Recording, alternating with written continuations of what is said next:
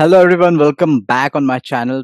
आज हमारे साथ एक स्पेशल गेस्ट है जिनका नाम है Bharadwaj. He is the founder of Inbox Parrot and CEO, and also he is running one more company which is Crew Charge, and we will talk about all those companies and also how he is doing, क्या changes आ रहे हैं, क्या हो रहा है SaaS sales में, all those stuff. We will focus more on lead generation and how you can do it. And so let's start. Welcome Bharadwaj. Glad to be on the show, Pratik. Huge fan of the content, like I was saying a couple of minutes ago. And yeah, I'm happy to be here. Happy to share the insights and the journey. Thank you so much. Let's start with your companies, what you are doing in Inbox Parrot and Crew Yeah. Charge. Like I said, we are a huge fan of Duolingo, the mobile app that allows you to learn other languages.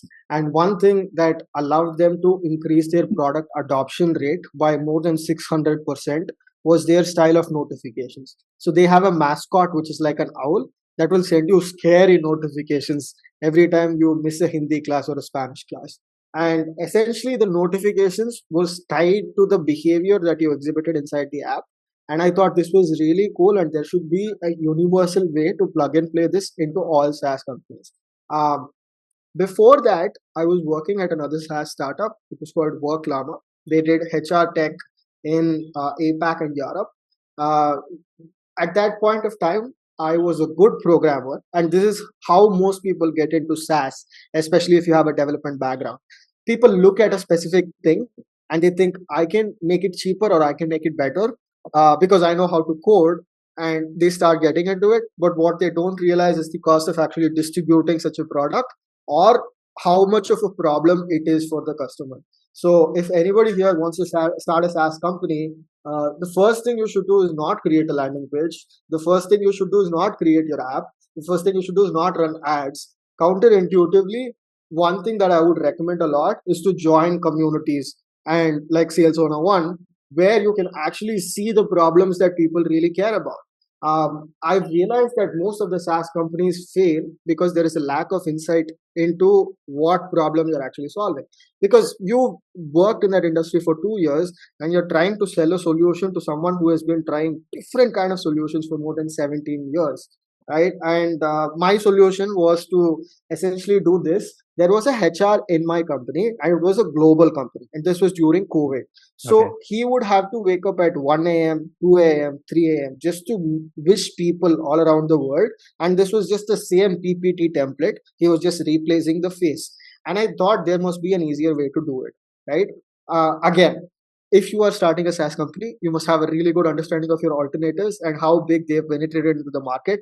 Now, on Slack Marketplace, there was this app called Happy Birthday Chatbot or something, which is $1 per user per month, right? And I thought, okay, so competitors mean two things. The first thing is that it means the idea is actually validated. Somebody is actually doing it as a business. But you should have a very good understanding in terms of revenue and their distribution model. How are they acquiring the customers? And if you're a market leader, it's much easier to acquire customers than it is when you're very late to the party, right? So I created that app. It failed miserably, but I had already put in my papers. I had been indie hacking, trying to build different apps. There is a popular community in Twitter called indie hacking. This is full of SaaS enthusiasts who are predominantly developers who want to start making money on the side and create a SaaS company so that they can exit. One popular indie hacker, as I would put it, is the founder and CEO of a company called VWO. He's one of the billionaires in India, and he's amazing in his work. But essentially, what I had done was I didn't know how to talk to HRs. I did not have insight about the problem. All I thought was there was one solution that people had, one problem people had, and I could build a solution for it, even though there are so many solutions. And that is when, like 2 months later, we realized that A, I don't know how to talk to HRs. B, not every problem is ready, like people are not ready to pay for every solution, right? That is a huge insight. Some people will actually go ahead and basically talk a lot about the problem, about how frustrating it is, and like if they could just solve it, you could actually fix it. But if you read the book The Mom Test, which is something I recommend to all SaaS founders, you should actually go ahead and ask the question, oh, when was the last time you faced that problem, and did you Google a solution to find it? No, we didn't Google a solution. maybe if we have it again, we might. So that is wishful thinking, right? That is something we need to avoid. So what are people currently paying for? Is it so much of a problem that people find it worth paying for? Is it an active solution? So if you look at the CPO of Intercom, this is something that he says is like, how much energy is revolving around that problem? And if you are coming from a different background, you don't know because you've not spoken to so many people. Uh, your knowledge of what the problem is very limited to your specific circle, which is one or two companies that you've worked with in the past. Communities are a way to accelerate this, but one of the best ways is to just go ahead and network with a lot of people without the intention of having to sell something to them. It is just getting to know their problems and seeing if you can be helpful, right? So that miserably failed for 2 months, and I had put in my fake papers. I had zero money, and one thing, good thing that happened was before I started my SaaS company, I just knew I was going to do it for a very long time because I started doing SEO services when I was 12 years old. I was writing blogs. I was doing all these things. So I always thought the traditional academia was never a route for me. So then I was like, okay, let me save up some money so that I can go ahead and give myself 1 or 2 years to figure out what I want to do. Right. The first 2 months was a big failure. Then again, we pivoted, and that's how Crew Charge was born. And so for that, we faced a lot of different kind of challenges. So if you're an Indian company that is bootstrapped, trying to sell to the US and all of that, it is very hard in terms of like getting those initial interactions in. One insight that I will say about lead generation as well as SaaS is something called pedigree, right? Let's say you have a problem that you think is worth solving and you want to talk to a bunch of people about it. Now, we have done outreach on behalf of all types of founders. So these are second time founders who have had a massive exit, people who have raised $10 million, people who are doing it bootstrap. Now, if you have done anything around lead generation, people will always say, keep the messaging short, talk about your problem, don't talk about yourself, and all those. But essentially, we had worked with this company who had been funded by Sequoia, and the founder was from IIT Bombay. Now, people from IIT are hugely successful, but it also gives that pedigree that it is worth talking about this problem to this person. So he basically sent out a massive copy paste wall of text saying that I'm doing this, I've just graduated at IIT Bombay, I'd love to chat about it. There was no value add in the messaging, but 90 people agreed for a meeting. So what does that mean? It's like people are ready to talk to people who they think are going to be successful, right? And if you're just starting out as a solopreneur from a not great college, it's very hard to get those initial conversations in. So community is a great way to do that. Just understanding the problem by networking more, events, such a huge emphasis on events. That is how you can learn all these things. So essentially at that time I started doing cold outreach, Google, and that's when I figured out that development is not going to be enough. But I had 10x my career as a developer because I used to be an Android developer and I used to be so afraid of web development. I'm not going to touch that. It's something that I don't need, and all of this is wishful thinking. I vaguely remember that whenever I had fever on Friday, I would take a leave when I was at my previous organization, and when I come back on Monday, everything would be fixed. Now, when you're starting your own company, that is not the case.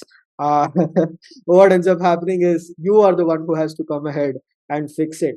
So after that, went ahead and did a lot of cold email outreach, SEO, LinkedIn marketing, Twitter marketing, and we got a bunch of waitlist signups, predominantly from European countries. To my surprise, not even American companies. And it's really funny, this story where the person who was in Spain and Latam, Argentina, they couldn't speak English that well. And of course, I couldn't speak Spanish, right? And I would wake up at 3 a.m. just trying to figure out what their problem is. And it was a lengthy journey. And after that, we ran into so much issues in terms of like getting the payments in because even to this day, this is something I want to do as well for the Indian SaaS ecosystem. There is not a proper guidance in terms of how to incorporate your company. What is the process to actually start getting payments and all of that? Because there's something called GST, there's something called FARC.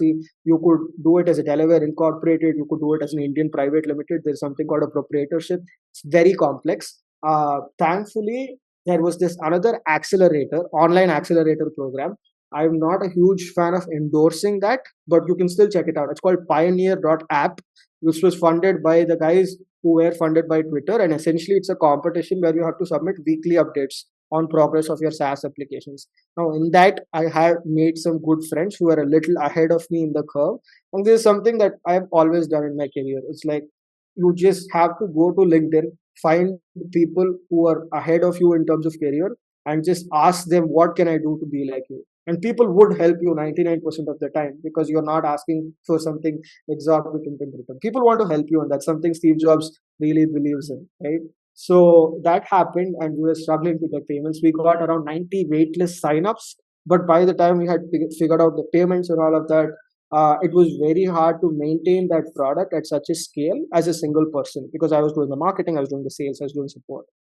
So we initially got, out of that 30 waitlist customers, we ended up getting 2 or 3 paying customers, which really helped boost the confidence I had in the product, but it was not, definitely not enough to survive, because I was making much more money as a developer, right? So then what happened was, I was also going through a lot of personal misery at the time. My girlfriend had broken up with me, and it's really hard for you to have any sort of social life if you're running a startup, especially if it's bootstrap, and nobody knows what you're doing. Like, I remember my grandpa just coming up to me asking, like, will you be even able to get a job after this?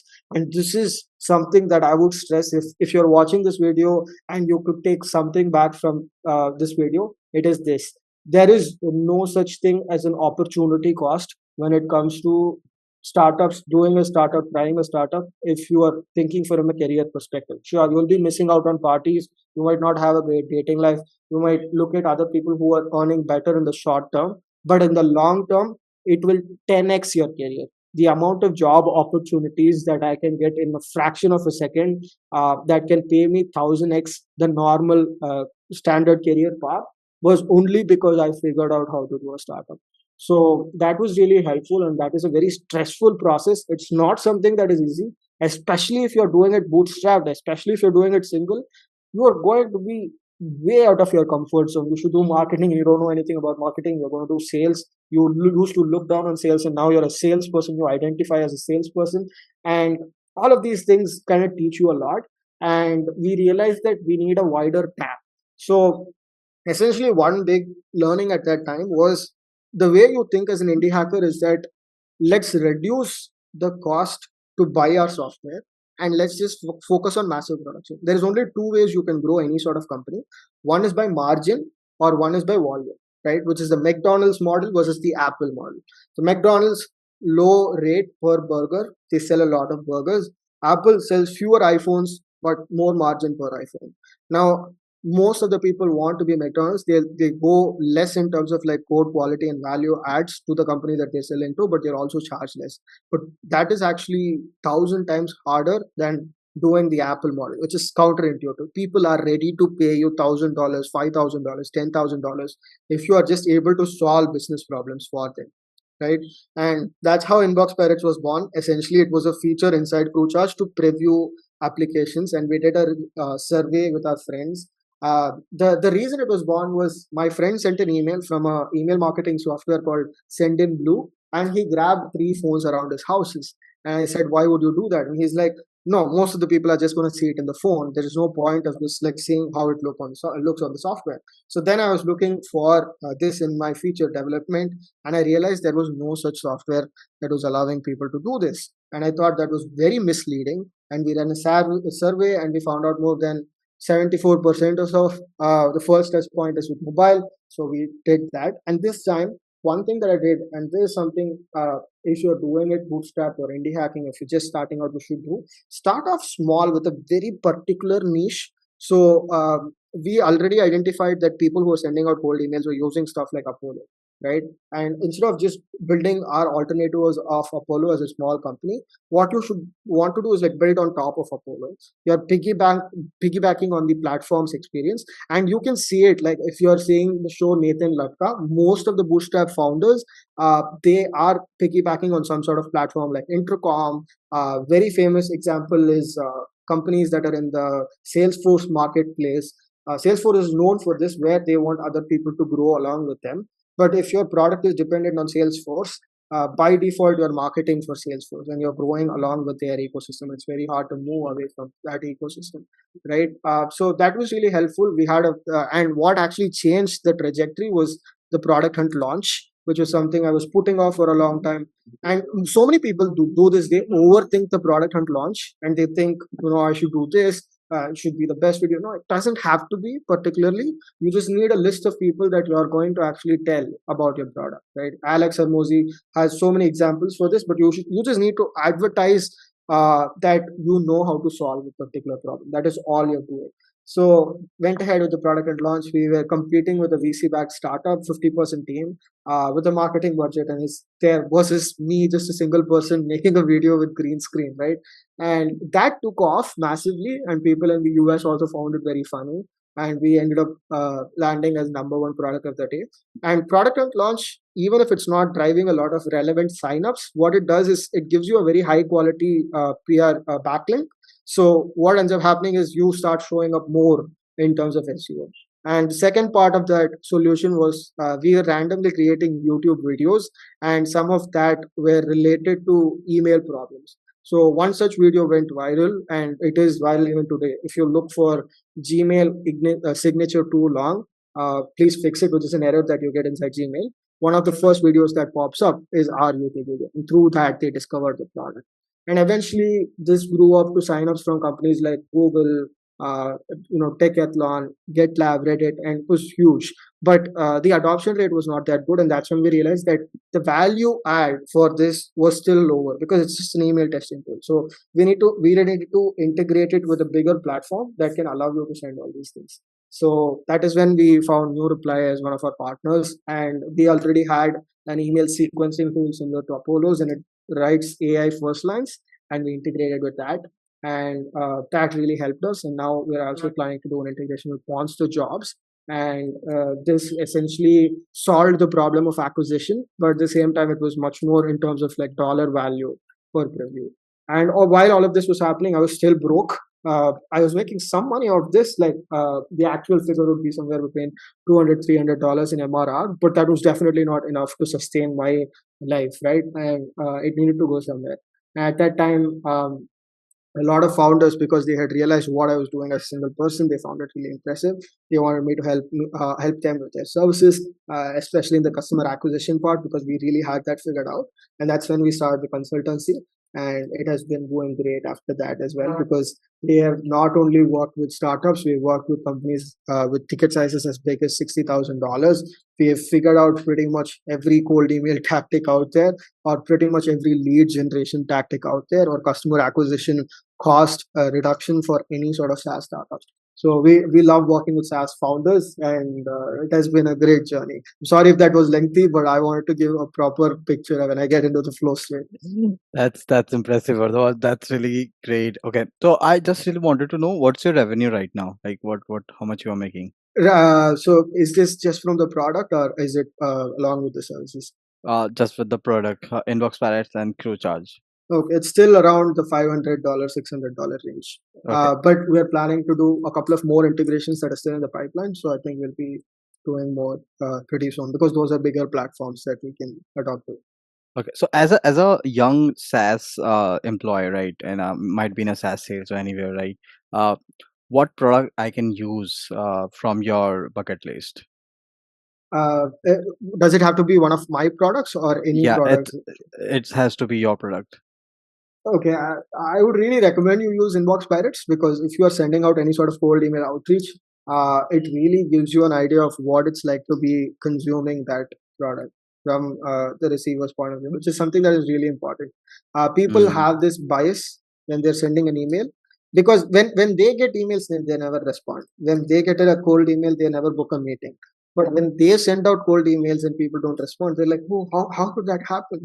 I mean, but humans are just like you. They will do the same things that you do to other softwares. So yeah, it definitely matters. So with inbox pirates, you're changing to understand that what it feels when you receive a same mail which you are sending, right? This is what you are doing, right? Right. And So we do a couple of things apart from that as well. So first, okay. what we do is like we preview how your email gets cut off across Mm-hmm. different devices. Mm-hmm. So it gets cut off differently in Gmail, differently in Outlook, and differently within sub features of those products. And then you might most people actually look at it from the notification bar, which was one of the biggest reasons for drop in open rates, because people would just click on delete from the notification bar and it would never show that the prospect actually opened the inbox. So that is one part. The second part of it was like the idea of using AI to actually help you improve that email. That is the part that we are trying to fix right now. So right now there are a lot of spam words that you can use in your copy that will put your email into spam, and then there are specific statistics that are released by big companies like Salesforce, Salesloft, on how long your email must be, how complex your email must be. So emails with less than 8th grade readability get 36% more reply rates. So we incorporate that and give suggestions on how to improve that email as well. It's impressive tool. It is impressive. So how you're generating leads for this inbox pirates? Most Yeah, of the so leads coming online, or it's a cold outreach that you're doing? So it's a combination of three things. Hmm. One thing is the partnerships that I spoke about. When you sign up to another tool like New Reply, you end up using the tool inside their platform. It's a white labeled integration. So you might not see our logo in that, but it's our APIs and our features that you see. That's the first biggest acquisition channel. The second part is Google search. So if you search for email testing solutions, we come up a lot. There is some mismatch in that because email testing means different things for different people. So for some people, email testing just means whether or not it's going to go into spam, and it's more about inbox placement. For us, it's more about email preview testing. That is a new category that we created, which is similar to Lavender AI, if you've seen that software, right? And then the third part is again a lot of cold email outreach. Fourth part would be a lot of LinkedIn high level demand. So one thing that has worked predominantly well for me, and that is how we got into services, was if you have any sort of a problem, how much insight do you have about the problem kind of dictates how well you can generate leads for it. If you're already good in terms of understanding the problem, you will just post more information on how to solve the problem, and people will be curious to know what you're building. So I will post something, maybe it gets 10,000 impressions, 2,000 people will click on the profile, and then in the headline there is a link, they'll go ahead and see that, or they see a company, they see the logo and they click on it. Or best part is like you reactivate those leads with like outreach and tell them what it is about, they are like much more likely to convert as customers. So these are the four main channels that we use. We haven't tried ads predominantly. We had planned a lifetime deal, but we decided to go against it. But if you're a solo founder starting out, that's a great way to get your initial leads. But SEO, ads, content marketing, and cold outreach, these are the predominant channels anybody can use in B2B SaaS. Apart from that, you have events, product launches, and all those things. Yeah. Okay. So, if anyone wanted to, let's say, I'm wanted to start a software company, SaaS company, especially in India, but I want to reach out and sell this SaaS in US, UK market, right? So, what are the three things which I have to do it to make it successful, or maybe in sustaining in the market? Okay. So, yeah, is your question, just so I get it right, is your question just about like how do I do it being in India? Is that the question, or is it just like uh, Uh, overall advice on how to create a company itself? so, how to start a company from India, but for the US and UK market, and how I can sustain? Right. So one thing that Indians kind of miss out when they're looking at software is we have this tendency, not just us, but most of Southeast Asian companies don't actually buy software that much. We use transactional volumes more. We are against subscriptions. Even companies as big as Spotify and Netflix, have a hard time selling their products here. Why do I say that? Because unless you can actually understand the American buying mindset, you can't really understand how big software is. Like when I started out, my goal was much, much lesser than what it is today, which is like right now we're shooting for 1 million ARR with the services aspect of things. But when I started out, it was not something that I could even think about, right? I didn't know the market was so that big, and it could be 10x bigger, right? So first you have to understand how their buyer mindset is, and the best way to do that is like follow a bunch of channels around SaaS. So SaaSter has a great community. You can join that. SaaS Boomi is a bunch of Indians who are selling to US market. That is a great community. Nathan Latka is one of my biggest inspirations, as well as he has been crucial in understanding the SaaS buyer market. So the first part is understanding how important software is for Americans. The second part is undoubtedly the best way to do that is cold email outreach. Why do I say that? Because the dial to connect ratio on cold calls in India is more than 60% if you have 95% data accuracy. In America, even with 95% data accuracy, we are talking about 5 to 10% in connect rates. So what does that mean? In India, people tend to buy over the phone. In America, people tend to buy over email. They take email very seriously, right? So essentially how most SaaS companies work is that you start a company for some sort of a problem, and then you either reach out to people that you've worked with or people you went to school with. This is how people get their initial customers. But you can't do that because you want to go to the American market. There is a huge SaaS ecosystem in India that you can validate your POC with, and then use that social proof to actually expand to America. That might work well in some cases, but if you are working with very small companies, the Americans might not find it as valid social proof. Like, we did outreach for one of a performance marketing agency, and they have done ads for pretty much every big company in India.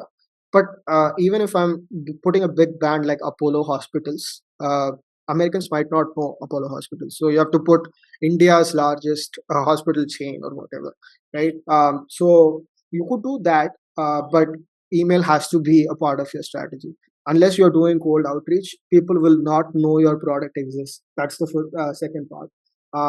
The third part would be to leverage a lot of influencers as well as launches, product launches. So one thing that I would do, again, if I was doing a SaaS product, I would not do it now because I've had an understanding of how costly it is to buy and sell software and how much time it takes. And I'm going after a different segment.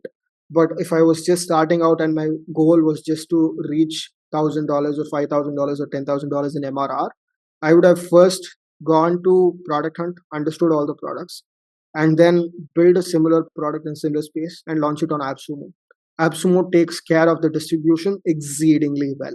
I know companies that have raised more than 3 million that can spend a lot on ads, but instead they go for AppSumo and actually end up losing money in initial customers with lifetime deals.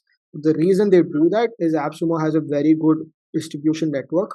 And if you're bootstrapped solo from India and you want to go to the American market, people should do this. Like, one of the best examples is this startup called Dukan. They had a very good penetration in India and they want to get to market in the US. Now they already had yearly plans and so many people subscribe to the yearly plan. And it would be so counterintuitive and burn so much cash for the company to do a lifetime deal. But they still did it with AppSumo.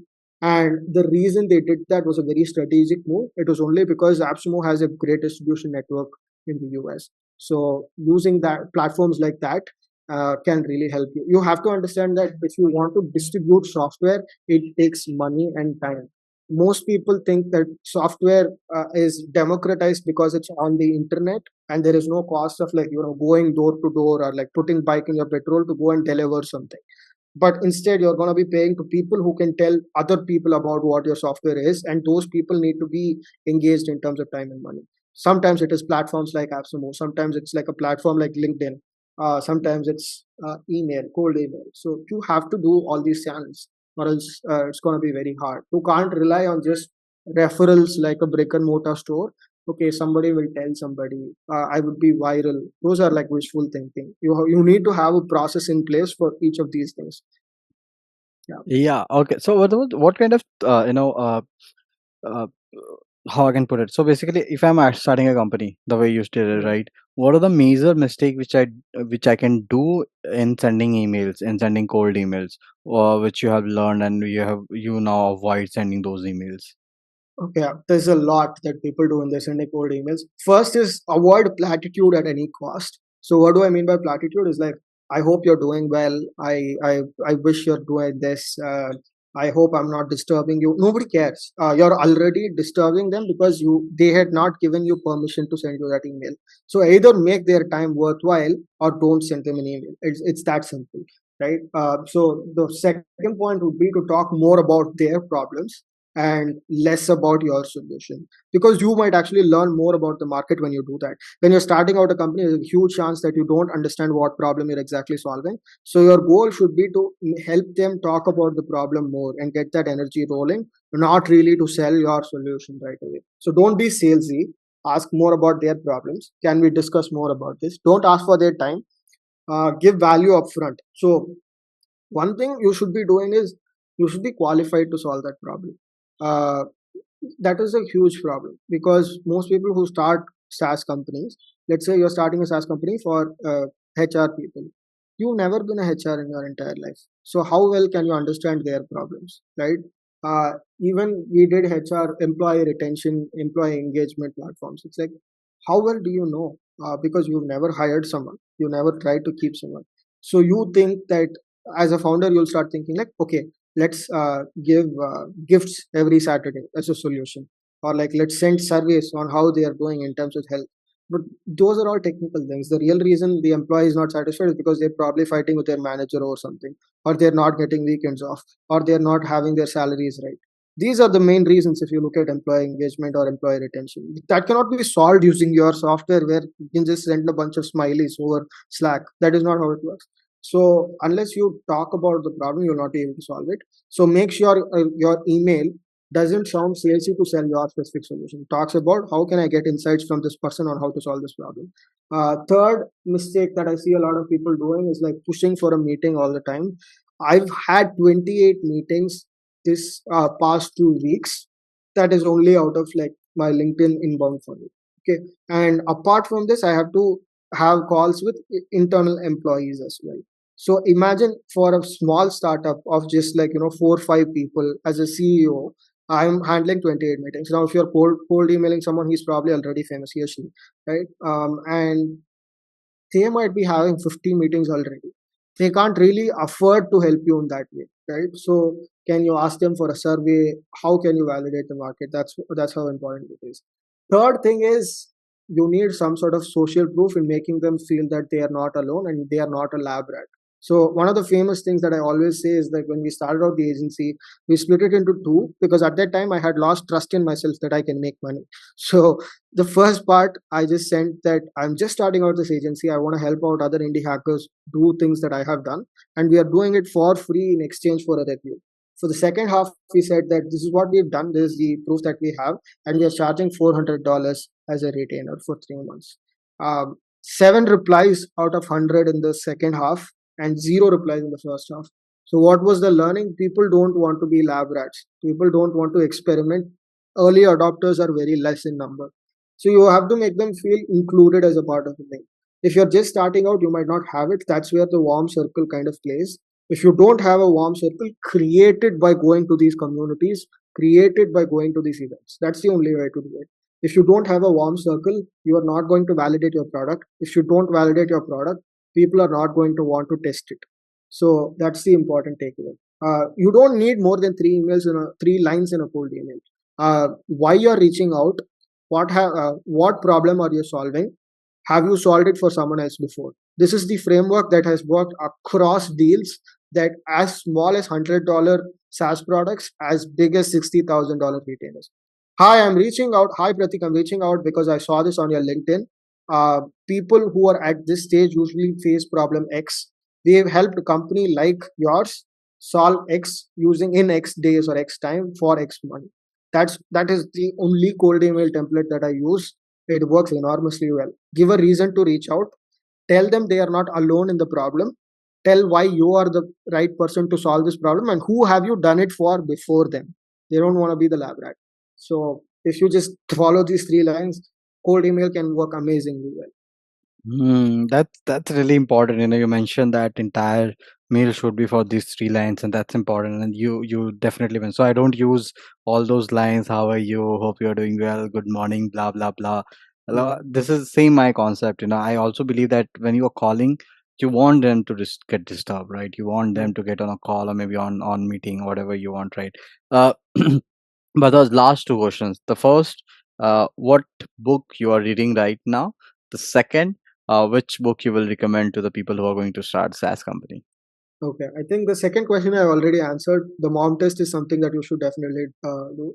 It has been a while since I've read books. Most of my time goes into podcasts. Like I said, there is a good podcast by QuickMail's founder on cold email, and it's a combination between two companies, SalesBread and QuickMail. Very good podcast. And then there is one by Belkins that is very very good in terms of understanding cold email as such. Most of my time goes into just these. You can One take book my I name also. Yes, Pratik Pandey. Yes, definitely, people. You cannot miss out on Pratik Pandey, of course.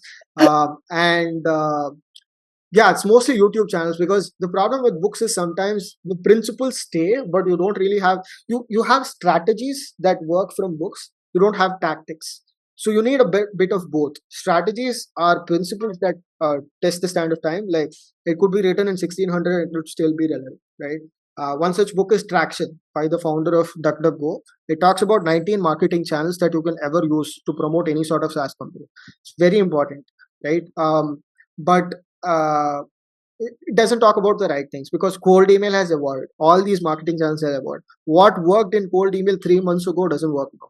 One such hack is that people used to send it like sent from iPhone in the end of the email. It was an automated email, but they wanted to sound it like it was a manual email, right? But it doesn't work anymore, because people know that you're lying. People don't say stop emailing me. People say unsubscribe, take me off your list, which means that prospects are aware that this is just a sales engagement platform that will put it in a sequence to. Second part is, I would really recommend the mom test. Like I said, it gives you an understanding of how to talk to customers and potential customers to validate your problem. And if you have the problem validated, you've pretty much solved 90% of the struggle. Right, the second struggle is just distribution. Tech is actually the easiest part to solve, and this is something that it was a huge thing for me to accept, because I was a developer all my life, and suddenly I had realized that what I thought was the biggest skill of my life could be easily outsourced, but I couldn't outsource something that I didn't know, which was sales and marketing. So sale without sales, you will not survive. So that is pretty much, it's like so basic.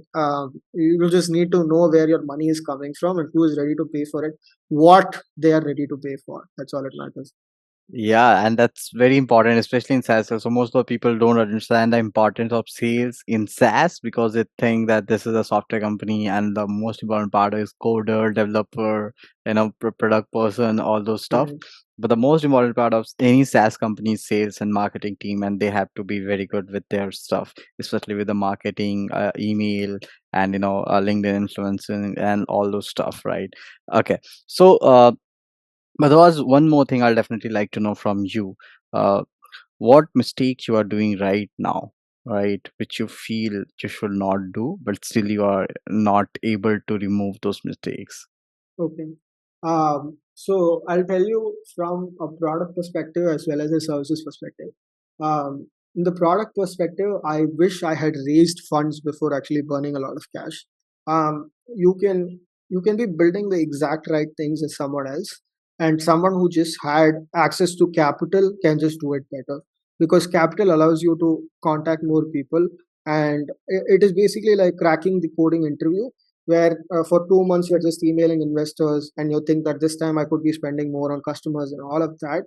But in the end of the day, you capital can allow growth in certain areas that bootstrapping cannot. I'm not saying bootstrapping is not possible at all, but it's very, very hard. You're making by signing up to be a CEO, you're already making your life 10x miserable.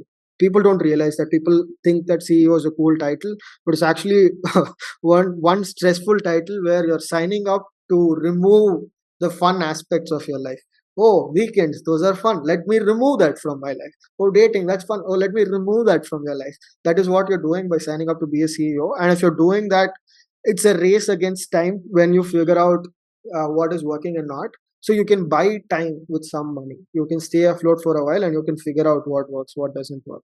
That thing I wish I did before, and I'm doing it right now. So we have a product in closed beta that we're trying out. It's called Sales Ping, and it's for AEs, CSMs, only in SaaS companies, to have more real time visibility on their customer journey. And for that, we are trying to do a pre seed round before even getting started.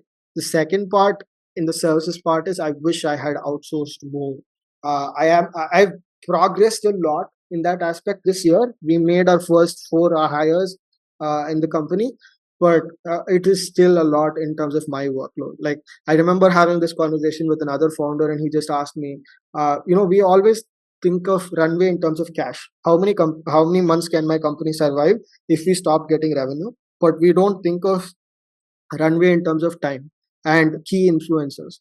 So if the CEO of Tesla dies right today, how long do you think the company can survive? If the CEO of Apple dies, how long do you think the company can survive? Because as a CEO, you're kind of shaping your company in terms of how it wants to behave. And if you're bootstrapped, you cannot afford a lot of talent that is top notch. So you will not outsource more. And the company is really dependent on you. You're a key person. And if you die, how long can the company go ahead? That is something you need to think about. That's really impressive, Bharadwaj. That's really important. And that's blown my mind that it's important to think about like this, how influence these kind of, thing will be after anyone is not there, or maybe time is not there. That's really important. Thank you so much, Vardawaj, for joining us, Yeah. and it was great having you on our show. And yes, we are looking forward to have you once more. Yes. And I'm impressed with your journey and wishing you great, great journey ahead. And I'm sure that your company going to be a billion dollar company very soon. Thank you. Thank you, Pratik. It was awesome being on the show. Loved being here. I hope to see more videos like your older videos as well around SaaS, as well as a combination of podcasts plus how to's plus market types. Yeah, definitely. I'm trying to work on that, but yeah, as you mentioned, Sure. time is the concern. But yeah, Definitely. Time is something that you can definitely improve on. Try to outsource the editing part, the podcasting, so that you can grow more. So it's like enable other people to make money in terms of whatever you're doing, and that alone can grow your company 10x. If you allow other people to make money through you, and you're employing other people, you're giving other people opportunities, it will also push you up, right? yeah, that's really important. I'm still trying to figure out how I can do it more. I'm looking for a video editor. So whoever watching, if you wanted to apply, please DM me on LinkedIn or Instagram anywhere. And yes, thank you so much, Badwas. Thank you for joining. Yeah, awesome being here.